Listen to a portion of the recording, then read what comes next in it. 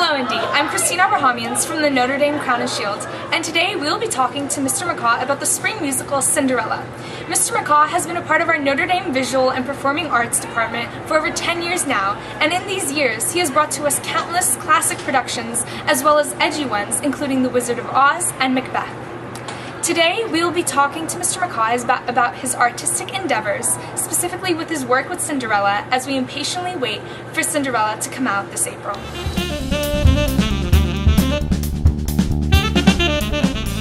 How did you choose Cinderella as the spring musical?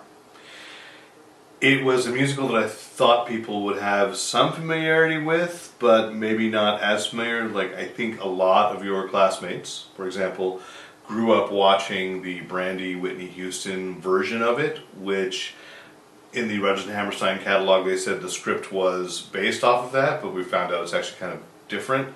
But after we had done Wizard of Oz and we had such tremendous response, I knew we wanted to do two things with the musical, which is one that we can take out to the community, to the younger kids, brothers and sisters, whoever, or friends of the family. They can come and enjoy it.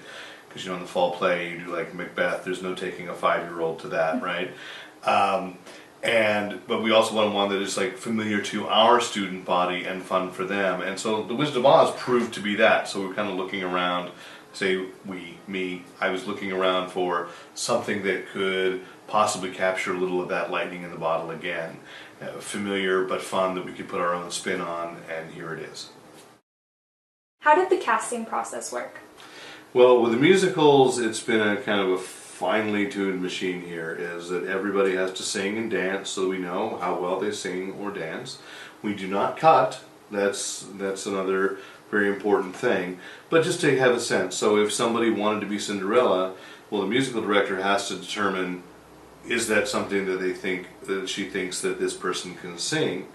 And so once we get past that, then I call back once the musical director says, I've got this many students who I think could be the fairy godmother, who I think could be Cinderella, and then it becomes my job the next day to read them against each other and hear how they act and how they interact. And then it's kind of, well, it's a combination of, is somebody showing me something maybe I'd never thought of for that character that I really suddenly liked, or are they feeling some little thing that I go, oh yeah, that's whoever. That's a cat. Ask Jamie Cohen. You're going to be the cat. That's something about it was very cat-like. I don't know. So it's that kind of thing. Is once they get past that, then we know, and then we can place around and say, even if somebody doesn't think they can sing, well, we'll put you in the chorus number, and you'll get better. Because I guarantee you, the only way to get better at anything is to keep doing it. So this is the chance, and that's how we cast. What version of the show are you using? Really good question, and an important question to the Rodgers and Hammerstein estate. Because this was actually, this Cinderella, this musical, was written for television. It wasn't written for stage. It was for Julie Andrews, and then done again on live television with Les Ed Warren, and then again with Brandy, which is the version probably most of the students are familiar with.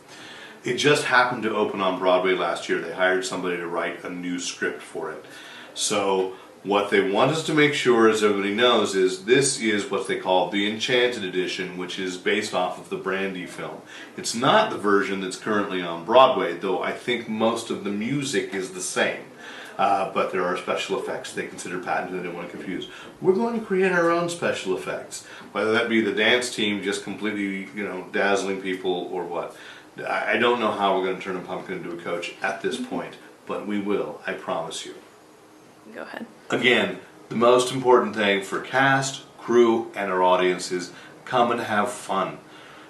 It's a show about magic, so share the magic with us on April 10th through April 13th in the Julie Billiard Hall. From all of us here at the Crown and Shield, I'm Christina Abrahamians. Have a great week, Notre Dame.